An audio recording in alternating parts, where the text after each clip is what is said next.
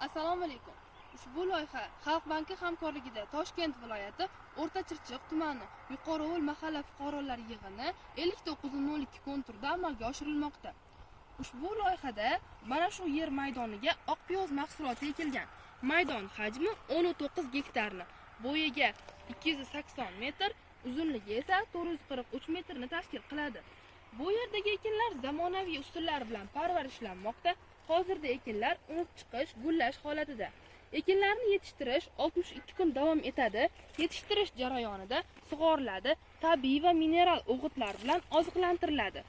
Ushbu loyihaga 36 ta dehqon xo'jaliklari biriktirilgan. Har bir dehqon uchun o'rtacha 30 sotixdan yer maydonlari to'g'ri keladi. Loyihani samarali amalga oshirish uchun lider tadbirkor mikrokonner ishlab chiqarish kooperativi biriktirilgan. Ushbu loyiha bo'yicha har bir gektardan 35 tonnadan jami 381,5 tonna hosil olish rejalashtirilgan.